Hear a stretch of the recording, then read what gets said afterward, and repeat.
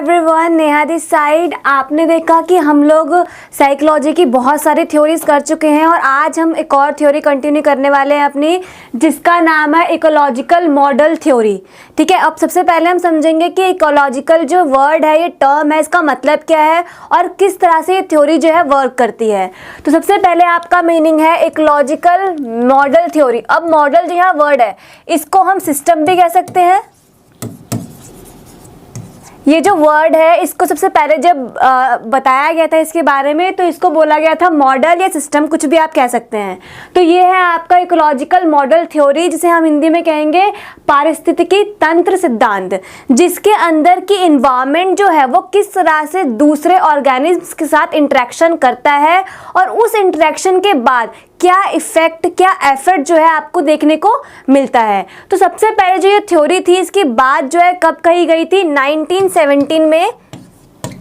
1917 में थ्योरी सामने आई थी, जिसको किसने बताया था? यूरी ब्रॉनफर-नर ने। ठीक है, इन्होंने इस थ्योरी के बारे में बताया है कि कैसे एक जो सिंगल पर्सन है वो एनवायरमेंट के साथ इंटरेक्शन करता है और उसका क्या इफेक्ट पड़ता है ऑर्गेनिज्म के साथ। तो सबसे पहले क्या होता है, एक हमारे पास एक ऑर्गेनिज्म होता है, यानी कि जीव। कोई भी एक ऑर्गेनिज्म है जो क्या करता है, उसके साथ किसी के साथ वो इंटरेक्शन करेगा और वो इंटरेक्शन किसके साथ होगा? एनवायरनमेंट में इंटरेक्शन होगा। किसके साथ? एनवायरनमेंट के साथ। ठीक है, कोई भी ऑर्गेनिज्म इंटरेक्शन करेगा अपने एनवायरनमेंट के साथ और उस एनवायरनमेंट के साथ इंटरेक्शन करने के बाद उसे क्या इफेक्ट देखने को मिला है वो हमारे सामने आएगा। और जो ये चीज़, ये बातें कही हैं कि ऑर्गेनिज्म होगा, उसका इंटरेक्शन होगा, फिर एनवायरनमेंट के साथ वो इंटरेक्ट करेगा, एक ऑर्गेनिज्म इंटरेक्ट करेगा एनवायरनमेंट के साथ। तो ये वाले जो वर्ड्स हैं कि कैसे कैसे इंटरेक्शन करता है, ये किसने दी है? अर्नेस्ट ने दी है। कब दी है? 1869 में। ठीक है, ये आप याद रखेंगे ये वाली बात कि कब दी है और किसने दी है। तो सबसे पहले एक ऑर्गेनिज्म है जो इंटरेक्शन करता है एनवायरनमेंट के साथ, किसने दिया है? अर्नेस्ट ने। कब? 1869 में। इन टर्म्स को इन्होंने एक्सप्लेन किया है कि कैसे एक ऑर्गेनिज्म जो है एनवायरनमेंट के साथ इंटरेक्शन करता है। उसके बाद नेक्स्ट है आपका इकोलॉजिकल। मैंने आपको बताया था कि क्या है ये वाली इकोलॉजिकल मॉडल थ्योरी या फिर सिस्टम थ्योरी।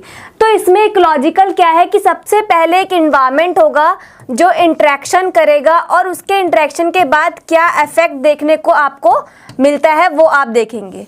ठीक है, इसको दो टाइप्स में अलग अलग बांटा है कि एक तरफ हम देखेंगे कि कोई भी एनवायरनमेंट है जिसके साथ वो इंटरेक्शन करेगा और उसके बाद कोई ना कोई इफेक्ट आपको देखने को मिलेगा। वहीं दूसरी तरफ की एक एनवायरनमेंट है जिसके उन्होंने 5 लेवल बताए हैं कि किस लेवल पे कैसे इंटरेक्शन करता है एक ऑर्गेनिज्म। ठीक है, तो सबसे पहले जो 5 लेवल है, आप कैसे याद रखेंगे? इसको ऐसे याद रखेंगे, MEMC। आप इन ऐसे कोड वर्ड से आप याद रखेंगे, क्योंकि ये जो मैंने वर्ड्स लिखी है ये आपके लेवल के फर्स्ट वर्ड है, जिससे आप इजीली याद रख सकते हैं। M मतलब है आपका माइक्रो, मेसो, एक्सो, मैक्रो और क्रोनो। ठीक है, ये आपके वर्ड्स हैं अलग अलग कि इनके क्या क्या मतलब होते हैं और इनकी फुल फॉर्म क्या है। आप ऐसे याद रखेंगे MEMC। ठीक है, इसको या तो आप 2 में डिवाइड कर लीजिए, MME और MC। ठीक है, ऐसे आप याद रखेंगे। उसके बाद नेक्स्ट है आपका फर्स्ट सिस्टम। ठीक है, आपने देख लिया ये लेवल, देख लिया आपने कि कौन कौन से होते हैं। सबसे पहले होता है आपका M। ठीक है, नेक्स्ट है आपका फिर से M, E और MC।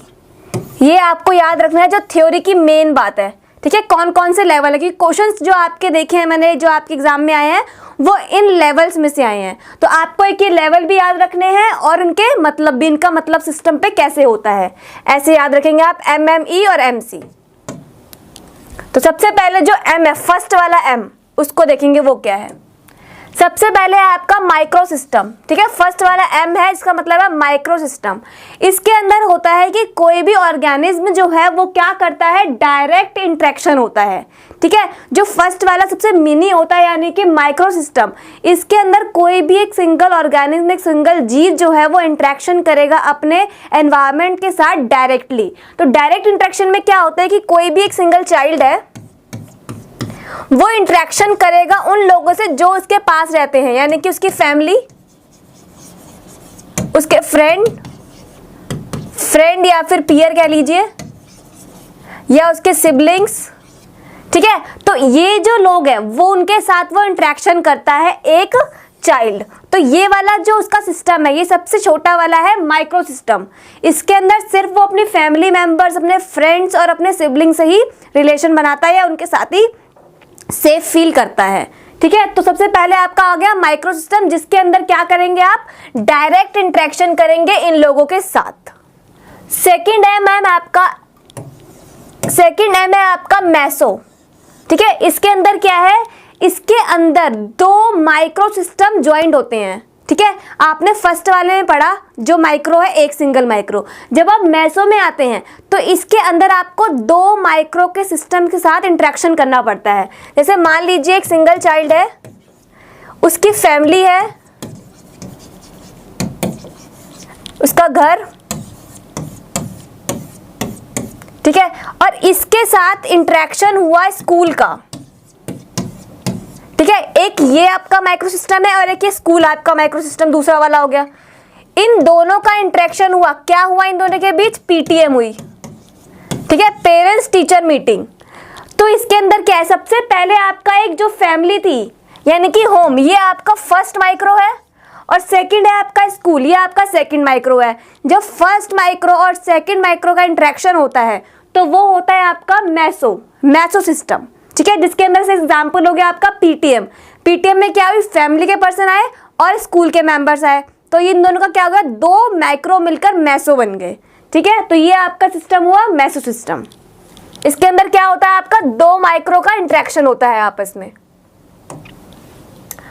उसके बाद नेक्स्ट है आपका एक्सो सिस्टम, ये थर्ड है आपका। जो आपने क्या देखा था, एम आप कर चुके हैं और आप उसके बाद ई कर रहे हैं, ई मतलब एक्सो सिस्टम। इसके अंदर क्या होगा, इनडायरेक्ट इम्पैक्ट पड़ेगा, मतलब डायरेक्टली कुछ नहीं हो रहा लेकिन इनडायरेक्टली उसके ऊपर इम्पैक्ट पड़ रहा है, एक चाइल्ड है उसके ऊपर प्रभाव पड़ रहा है। मान लीजिए एक बच्चा है, ठीक है, एक कोई भी ऑर्गेनिज्म, इसका क्या हुआ, इसकी जो फैमिली है या इसके जो पेरेंट्स है उनका कहीं ट्रांसफर हो गया, ठीक है, ट्रांसफर हो गया या फिर वर्क प्लेस का चेंज होना, ठीक है, इसके जो पेरेंट्स हैं उनका वर्क प्लेस चेंज हुआ, तो इम्पैक्ट किस पे पड़ा, जो पेरेंट्स थे उन पे पड़ेगा, ऑफ कोर्स उन्हें अपनी जगह छोड़ के कहीं और जाना पड़ेगा, लेकिन उनके ऊपर इम्पैक्ट पड़ा, साथ में ही किस पे इम्पैक्ट हुआ, साथ में प्रभावित क्या हुआ, बच्चा भी हुआ। बच्चे को भी अकेले तो वो रह नहीं सकता जहां वो रहता था, उसको भी अपने पेरेंट्स के साथ वहीं जाना पड़ेगा, वहीं नए दोस्त और नया स्कूल देखना पड़ेगा।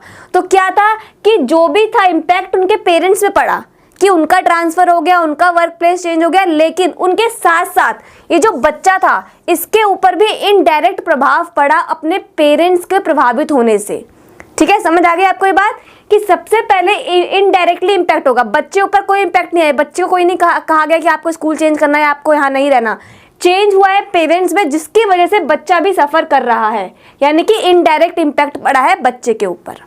उसके बाद नेक्स्ट आपका एम है फोर्थ, मैक्रो सिस्टम, ठीक है।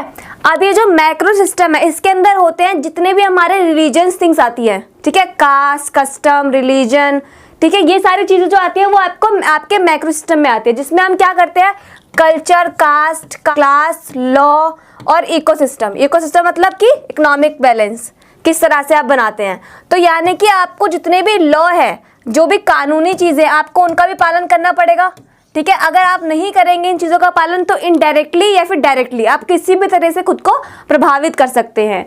तो आपको क्या करना है, जितने भी लॉज हैं उनका आपको पालन करना है, उनको मानना है, किसके अकॉर्डिंग है, ये मैक्रो सिस्टम के अकॉर्डिंग। और नेक्स्ट इसके अंदर क्या आता है, आपको इकोनॉमिक स्टेटस, कि आप आर्थिक रूप से कितने समृद्ध हैं, ठीक है। इसमें क्या है, आपका आर्थिक स्थिरता, आर्थिक स्थिरता आती है इसके अंदर, यानी कि आपको कल्चर भी देखना है, कस्टम भी, क्लास भी, ठीक है। इस हिसाब से आप किस में है, अब मैक्रो सिस्टम में ये चीजें आती हैं आपके मैक्रो सिस्टम में। उसके बाद लास्ट जो है आपका फिफ्थ वाला, क्रोनो सिस्टम।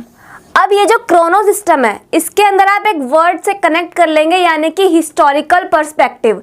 इसके अंदर जो भी चीजें होंगी वो आपको ऐतिहासिक रूप से आपको प्रभावित करेंगी, ठीक है। तो आप इसमें याद रखेंगे इस चीज को कि ऐतिहासिक रूप से आप पे वो इम्पैक्ट डालेंगी, मतलब इसका जो प्रभाव होगा वो आपको लंबे टाइम तक देखने को मिल सकता है। अब सबसे पहले देखिए, आपके पास एग्जाम्पल है पहला, डाइवोर्स ऑफ पेरेंट्स। ठीक है, अगर पेरेंट्स का डाइवोर्स होता है तो इसका जो इम्पैक्ट है बच्चे पर एक लंबे टाइम तक देखने को मिल जाएगा। या तो वो सिंगल पेरेंट बन जाएगा फिर, कि एक सिर्फ या तो मदर के साथ ही रह रहा है या तो फादर के साथ ही रह रहा है, तो एक जो सेकंड पार्ट है उसका वो लॉस हो गया, यानी कि पेरेंट उसमें उसे दोनों का जो लव है, स्मिथ है, वो नहीं मिल पाया। तो क्या हुआ, डाइवोर्स ऑफ पेरेंट्स, कि अगर पेरेंट्स का डाइवोर्स होता है तो वो भी इम्पैक्ट करता है, और वो इम्पैक्ट क्या होता है बच्चे के लिए हिस्टोरिकल होता है।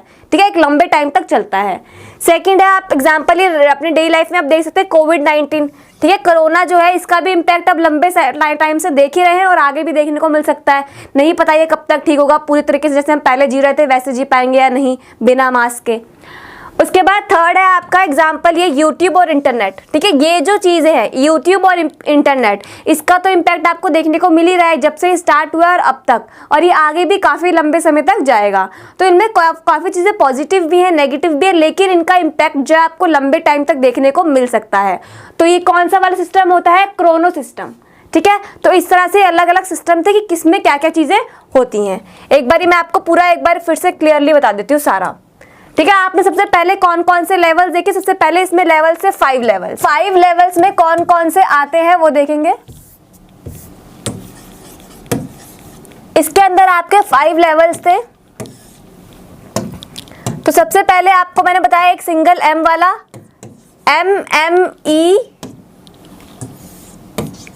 MC। ठीक है, तो सबसे पहला जो आपका था इसमें क्या देखा आपने, माइक्रो। इसमें माइक्रो में क्या था, सबसे पहले आपका सिंगल इंटरेक्शन होगा, किसी एक बच्चे का ही इंटरेक्शन हो रहा है उसके आसपास के एनवायरनमेंट के साथ, यानी उसकी फैमिली, उसके पीयर्स, उसके सिबलिंग्स। ठीक है, सेकंड है आपका मेसो। इस मेसो में 2 अगर माइक्रो आ जाएंगे तो वो बन जाएगा मेसो, यानी कि एग्जांपल क्या हो गया इसका, PTM, कि स्कूल वाले भी पेरेंट्स, स्कूल वाले लोग आ गए, टीचर्स वगैरह आ गए, और घर से कौन हो गया, पेरेंट्स हो गया। तो 2 माइक्रो मिलकर क्या बने हैं, मेसो, 2 का इंटरेक्शन होगा। उसके बाद थर्ड है आपका एक्सो। ठीक है, एक्सो वाले में क्या है आपका, कि कोई भी इम्पैक्ट पड़ेगा बच्चे पे, कैसे, इनडायरेक्टली, इसमें इनडायरेक्टली इम्पैक्ट है, यानी कि पेरेंट्स का वर्क प्लेस चेंज होना या उनका ट्रांसफर होना। फोर्थ है आपका मैक्रो। मैक्रो में क्या है कि कोई भी चीजें आ रही है, क्या चीजें आ रही है, culture, custom, rules, regulations, law. ठीक है, ये चीजें किसमें आ गई आपकी, मैक्रो में। और लास्ट है आपका क्रोनो। इसके अंदर क्या चीजें आएंगी, जो भी आपकी हिस्टोरिकल होंगी, ऐतिहासिक चीजें, जिसका इम्पैक्ट आपको लंबे टाइम तक, लॉन्ग लास्टिंग इम्पैक्ट होगा। ठीक है, लॉन्ग इम्पैक्ट आपको देखने को मिलेगा। तो इसमें सबसे मेन इंपॉर्टेंट बात यही थी। अब आपके क्वेश्चन इसमें से कैसे आएंगे, कि आपको कोई सिचुएशन बता दी जाएगी कि इस तरह सिचुएशन है, तो बताइए कौन सा लेवल ऑफ सिस्टम आपको देखने को मिला है इसमें। ठीक है, इकोलॉजिकल सिस्टम में से। ठीक, जैसे कि एग्जाम्पल, जैसे मैंने आपको PTM वाला बताया, अगर यही आपके एग्जाम्पल में ऐसे कोई एग्जाम्पल आ गया एग्जाम में कि पेरेंट्स और जो स्कूल के टीचर्स होते हैं उनका आपस में इंटरेक्शन हो रहा है, तो ये कौन सा वाला होगा, तो आप बताएंगे कि वो मैक्सो वाला सिस्टम होगा। तो इस तरह से आपको अलग अलग क्वेश्चंस आएंगे इसके अकॉर्डिंग कि कौन सा वाला सिस्टम है, किस पे वर्क कर रहा है। ठीक है, आपको उस एग्जाम्पल को लेके समझना है कि कौन से वाले लेवल में वो एग्जाम्पल फिट बैठेगा। ठीक है, तो ये था आज की आपकी थ्योरी, इकोलॉजिकल मॉडल या फिर सिस्टम थ्योरी। ठीक, और जो भी आपके और थ्योरीज होंगी वो आगे करवाई जाएंगी, जो आपको आपके एग्जाम में देखने को मिलेंगी। और जितने भी आपके ऑनलाइन क्लासेस हो रही हैं, नोट्स हो रही है, उनका लिंक आपको डिस्क्रिप्शन में नीचे मिल जाएगा। Okay, thank you.